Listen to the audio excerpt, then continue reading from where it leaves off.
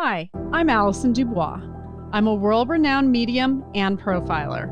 I wanted to use my psychic abilities to bring some peace to the families who have lost a loved one to a violent crime.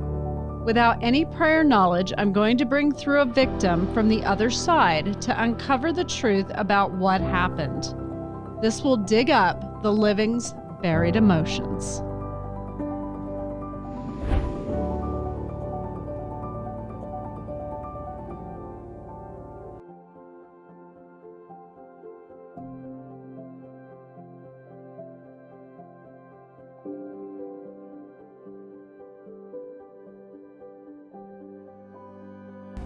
My name is Shannon Kaiser. I'm from Tewksbury, Massachusetts. I'm married. My husband Brian, and I have 4 children: Brenna, Jake, Sean, and Bridget. Eric was 36 when he passed. He was my younger brother, my only brother, and he was my very best friend. We did everything together. He was an amazing football player who went on and got a full scholarship to Wagner College in Staten Island, where he played Division I-A football. He was All-American his junior year. And then out of college, he went into law enforcement. He did some work as a corrections officer for a number of years, and then he was also a probation officer. And Tuesday morning, I got up to go to work. It was September 11th. Ironically, it was, a gorgeous day, just like the day the World Trade Towers came down. Blue sky, beautiful weather. I went to work in the morning. And my husband called me and said, something's wrong with Eric. Robin said he's gone. And Brian and I both thought that she meant like he was just like he took off. He was gone. It didn't even hit me that what she meant was that he was dead. And then I couldn't get a hold of Brian. I tried to call him at work. He wouldn't answer. He wouldn't answer his cell phone.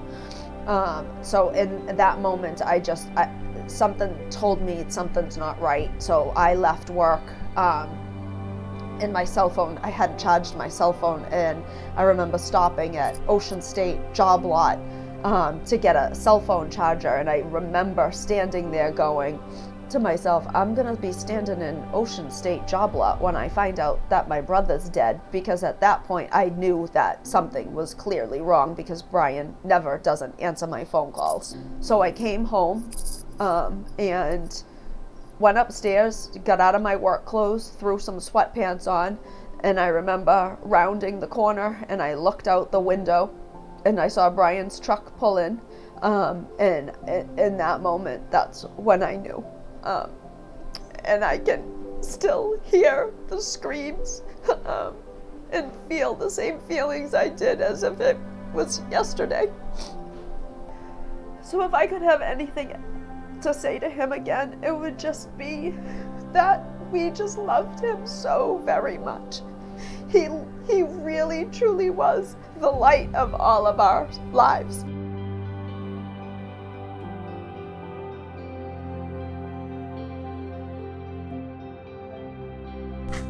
Hi, Allison. How are you? I'm good. How are you? I'm good, thank you. Well, thank you for joining me today. I hope you're excited. I already connected with Eric, so I've written down some information for you. Thank you. You're welcome. So what I'm going to do is I'm going to read you my information. Okay. And then I'm going to let him talk a little more. But Okay. At the end, I'll ask you if there's any questions you have for him, or if you want messages for other living people from him. Okay? Perfect. Okay, so this is how he came through. The first thing he said was the wedding.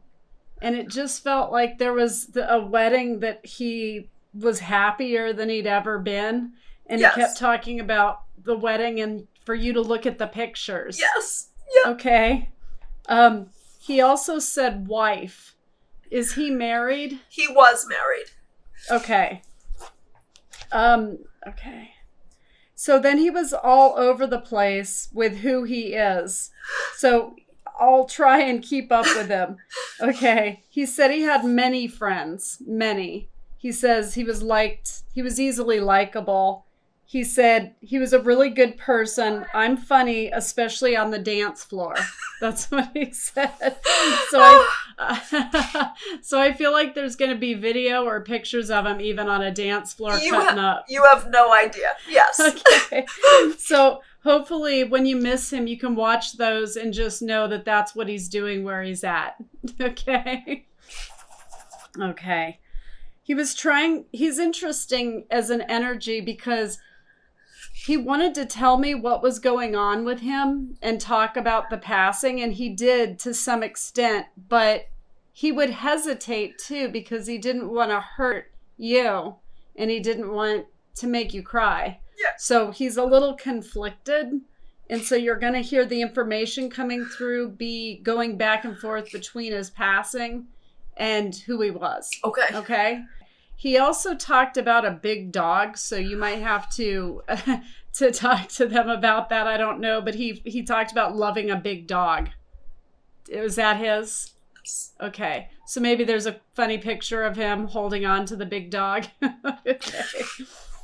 Willow was my brother Eric's Newfoundland.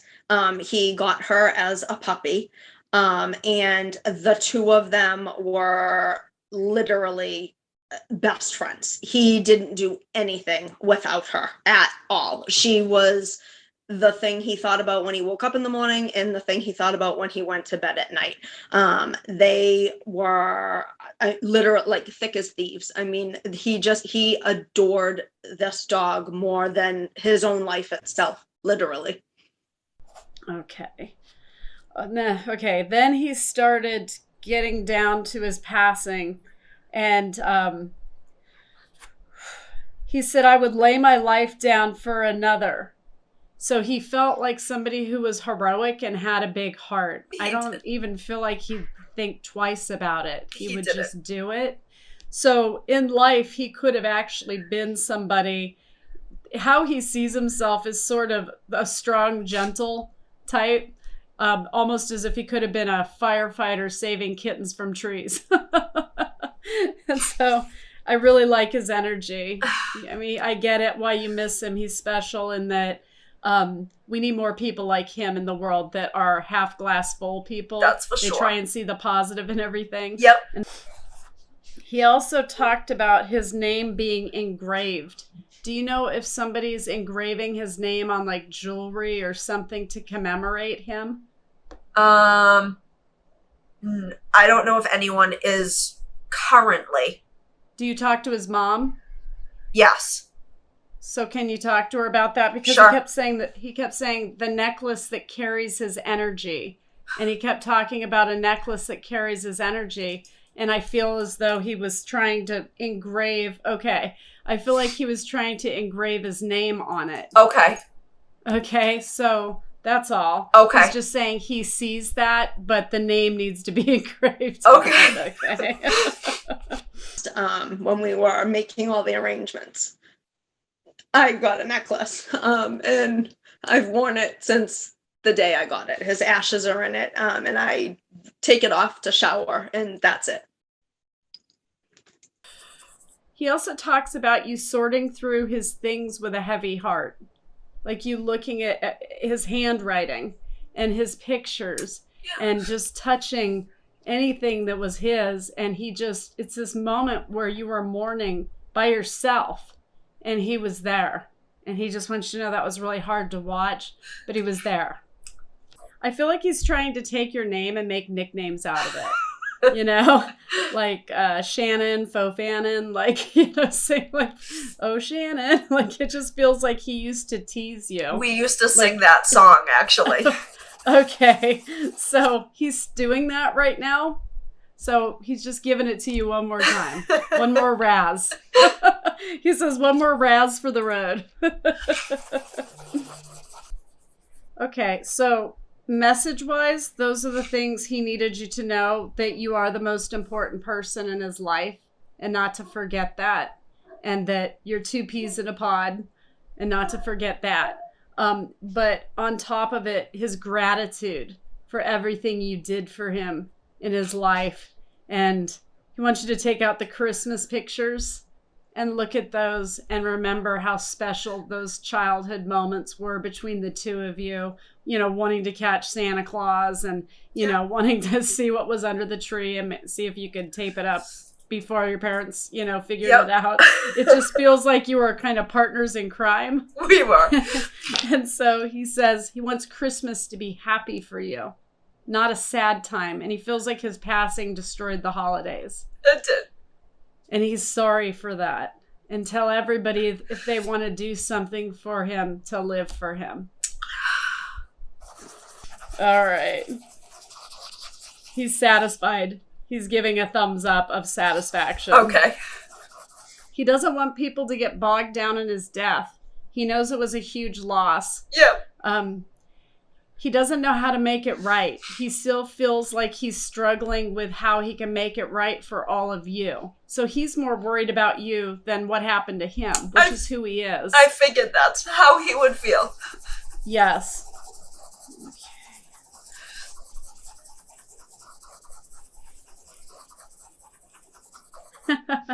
He says he's been memorialized in more ways than he can count. True. He sees every one of you that love him trying to do, he says he's had balloons. He's like, they've run the gamut. They've done it all for me. Yep. He says his birthday is almost a sacred national holiday in his family. And I feel like it's still celebrated. It is. And so he's just saying he loves a good party. So that's great. As long as you're all telling stories that make you laugh and not mired down in sadness. Okay? Yep. Okay. His birthday is actually this Saturday, July 10th. I celebrate it every year. My tradition has been to do things sort of in his honor, different things that he would like. Last year, one of the things I did was paid for a birthday cake for somebody that day. I donated, had pizza and dinner delivered to a sober house that a friend owns, because that would be something that he would like. And then because he was such a huge football star, and was, football, aside from the dog, football was one of his other passions. And, I went down to the football field where he played high school, and brought down Gatorades and snacks and wrote a note so that they could just, remember him, so that his memory always stays with us. Did you want a message for your mom? And also earlier, he kept showing a little girl that he sees as sort of a princess or, whimsical, like as if she could put fairy wings on and like run around the house. And it just feels like he really loves this girl. Is this your girl? Probably, yes. I have, Okay. yes. Okay. I just feel like there's one that was closest to him. Yes, he there felt was. closest to. Yes. Where she would jump into his arms and be excited to see him. Yes. Like Uncle Eric's coming, Uncle Eric's coming. Yep. And he protects her fiercely because she has a delicate heart. She believes in all things good, and he loves that about her. If she feels somebody in her room at night, or she's been having sort of, thinking somebody's standing there, it's just her uncle. Okay. So maybe that'll make her feel less weird about it. He just loves her and wants to see her. Okay. That's all. Yeah. It feels like he would have been the uncle that would have been the prince and acted out little scenes with her and watched the cartoons and, just enjoyed that. I feel like he was happiest around your family. He loved that my was kids. His joy. Yeah. So he's just saying, okay, sis, now it's you and me, but he feels like he can help you more. And he wants to do that for you. Okay. He says there's, just like you all always told him, there's nothing he can't do. Well, he didn't believe it, but he understands it now. He didn't understand how much power he had Yeah. inside of him. Yeah. He understands now. Okay. So he just wants the family to know that he's whole again. He's whole. I'm so And glad. And he's home. He's home. Everything feels like there's contentment within him. And he hadn't had that in a long time. No. But he can also be with you. Anytime you think of him or look at his picture, it's like placing a phone call to the other side and it pulls them to you. Okay. So you always have the power to resurrect him, in a sense, around you. But usually they're already there because they're tied to us. They're empaths. They can feel our pain. Okay. They can feel our joy, and they kind of peek in to see how we're doing. Yeah. So he goes back and forth around the family, making sure everybody's good. And he's just letting you know that he's not going anywhere. His family is his heaven. So for now, his heaven's on earth. He says, how ironic is that? I love it. He loves you. He says, love never him too. forget that. I'm going to break my connection with him and send him with you. You're on the same energy page as him. When you go to bed tonight, put up a picture of him at 18 and tell your brother you're ready for a visit. Okay. Okay? It's possible to connect you, and I have to get you to a place where you can do it at will. Thank you. You'll hear him in your head. They talk to us, and you know it's him. Don't dismiss it just because you're an intellectual. Dismiss what you're hearing. Your soul recognizes his soul, so you don't need me to validate when he's around. You'll feel it. Okay. Thought about this a lot after we talked and after Allison did the reading for me. And I think one of the things that I forgot to sort of say and just really wanted people to know about him was, again, suicide is a horrible, horrible thing to experience. I mean, what do they say? That when someone leaves this earth of their own hand, the pain for them ends, but everybody else that's left behind carries it all. But that's not what I want my brother to be remembered by. He was such a kind, loving, caring person that would literally give his shirt off his back for anyone. I mean, he was driving to work one day. I think Allison referenced something in the reading about him like saving someone, and he did. He was driving to work one day and a woman was being assaulted on the side of the highway, and he stopped and put his own life on the line to protect her, and was later on awarded the humanitarian award by the State Department of Corrections in Massachusetts, because and that's the kind of person that he was. I